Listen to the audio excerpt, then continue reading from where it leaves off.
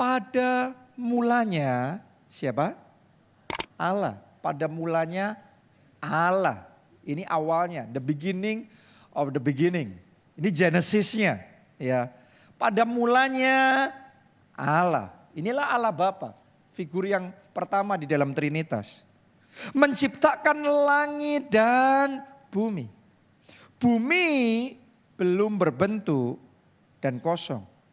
Gelap gulita menutupi samudra raya. Dan apa? Siapa? Roh Allah. Jadi sekarang disebut Roh Allah. Tadi pada mulanya Allah, tapi sekarang disebut Roh Allah. Inilah Allah Roh Kudus yang sering kita sebut dengan Roh Kudus. Ya, melayang-layang di atas permukaan air. Ayat yang ketiga. Berfirmanlah Allah, jadilah terang. Lalu terang itu jadi. Berfirman, jadi ada firman. Jadi pada mulanya Allah, terus kemudian nanti kita baca Roh Allah, Roh Kudus, terus kemudian kita bicara apa? Berfirmanlah Allah. Jadi kalau Anda baca di kitab Kejadian, pada mulanya adalah firman. Dan firman itu bersama dengan Allah, dan firman itu adalah Allah. Nah, ini adalah firman yang menjadi daging. Inilah Yesus Kristus. Oke, jadi di dalam kitab Kejadian yang baru saja kita baca ini, kita menemukan ya, ternyata inilah Trinitas.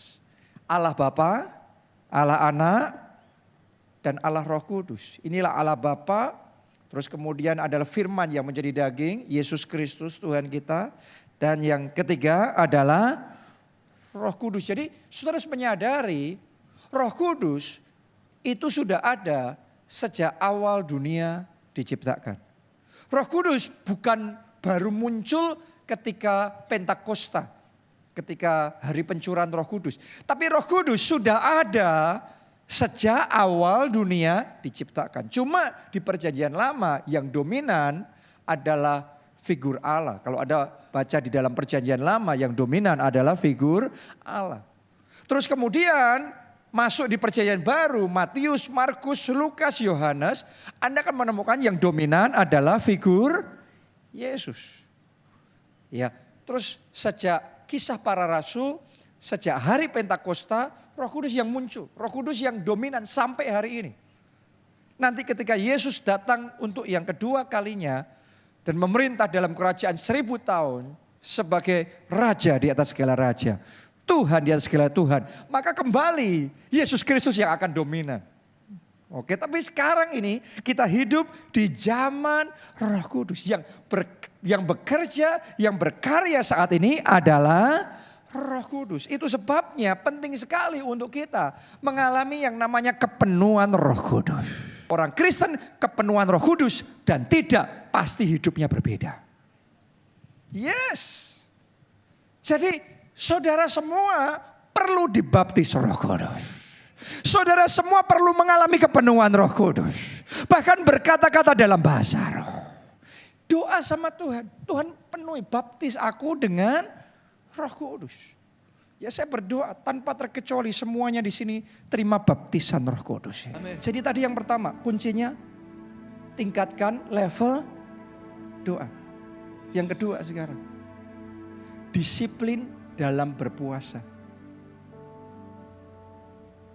Saudara harus ngerti, kita sudah belajar puasa meningkatkan apa? Level kuasa Allah yang bekerja dalam hidup kita. Amin. Saudara boleh pelajari semua orang-orang yang dipakai Tuhan dalam kuasa dan mujizat.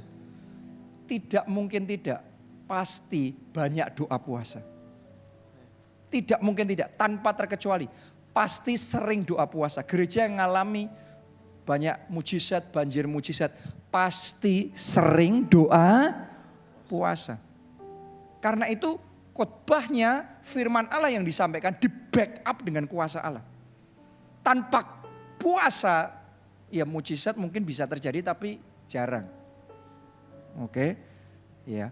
Tapi kalau saudara doa puasa itu meningkatkan level kuasa Allah. Sudah lihat, Tuhan Yesus kenapa kok sampai seperti itu? Ketika pelayanan mujizatnya terjadi luar biasa, karena sebelum dia memulai pelayanan, dia doa puasa 40 hari, 40 malam. Musa juga sama. Mereka-mereka ini luar biasa sekali. Dalam disiplin doa puasanya sangat hebat, sangat luar biasa. Dan saat ini juga kalau Anda percaya, kesembuhan bisa terjadi dalam tubuh saudara. Anda percaya? Saudara percaya? Anda yang percaya, saya mau doa buat saudara. Katakan dengan keras bersama saya, Bapa, curahkan kuasa-Mu. Curahkan kuasa-Mu. Curahkan Roh Kudus-Mu. Semua yang mati dalam hidupku, Semua yang mati dalam hidup. dalam nama Yesus, dibangkitkan. Mari angkat suara saudara doa. Buka mulut saudara berdoa.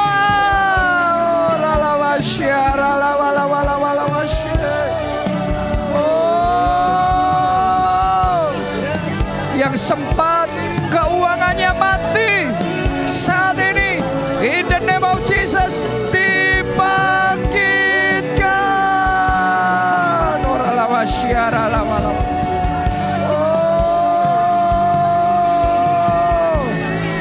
Yang impiannya sempat mati, yang karirnya sempat mati, yang pekerjaannya sempat mati, di dalam nama Yesus dihidupkan.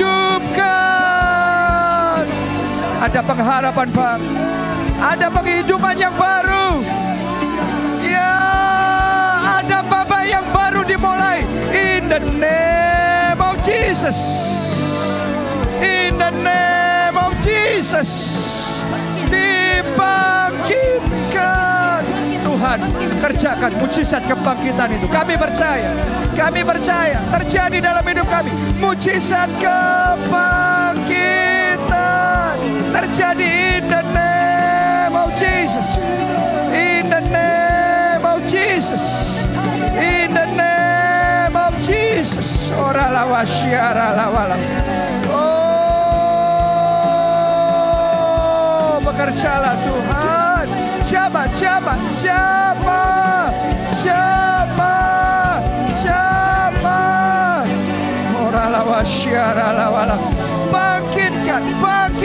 Bangkitkan. Tuhan. Mari dari hati katakan Tuhan. Penuhi aku dengan Roh Kudus. Baptis aku dengan Roh Kudus.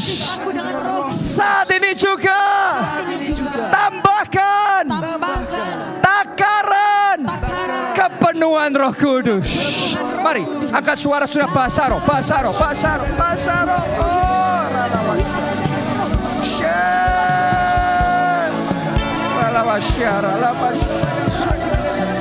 saudara, basaro.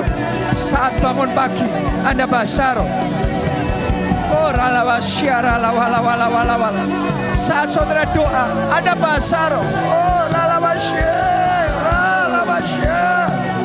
Oh ralawasyara lawala.